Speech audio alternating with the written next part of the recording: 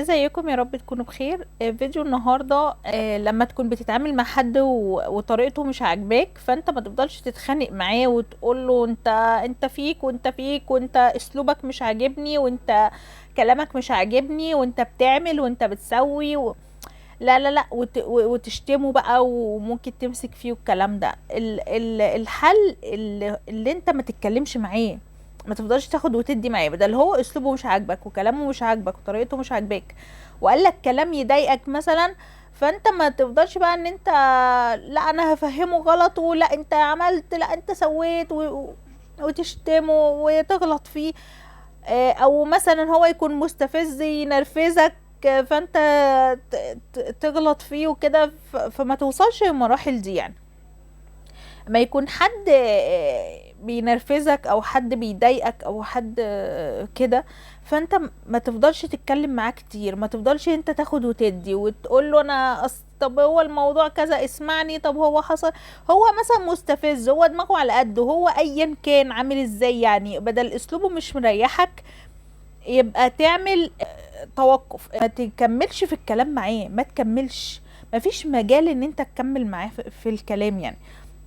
ده اللي هو اسلوبه مش مريح وانت مش مرتاح له نفسيا، او عمل فيك موقف مثلا ضايقك او قالك كلمة تضايقك، فانت ما تفضلش مكمل في الكلام معاه وتفضل تقول له طب هقول لك، طب هشرح لك وجهة نظري، طب اسمع، طب اسمعني، طب افهمني، طب انا هقول لك، طب قالوا قلنا مش هتوصل لحاجة، وجع دماغ على الفاضي يعني.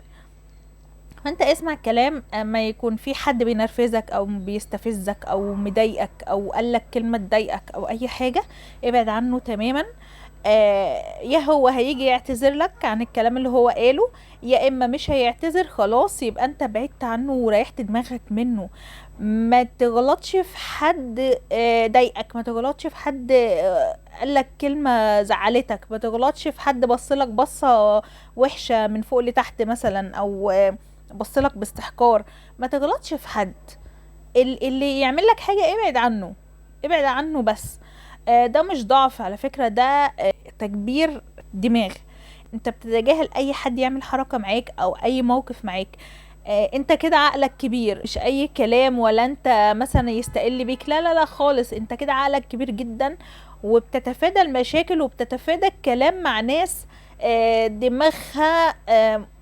دماغها مش كويسة، او دماغها مثلا في المشاكل، او ناس مستفزة، او اصل الناس دي بتاعت مشاكل، اللي هي بتستفزك، اللي هي مثلا بتقعد تبصلك باستحقار، اللي هي فهي عايزة تنكش فيك، فانت ايه تتجاهلها تماما. ملكوش دعوة بالناس دي خالص، كأنها مش موجودة في الدنيا. اكتر عقاب ليها ان انت تتجاهلها. انت لما تتجاهلها هي هتبقى بيتحرقوا كده من جواهم لما انت بتتجاهلهم الناس دي.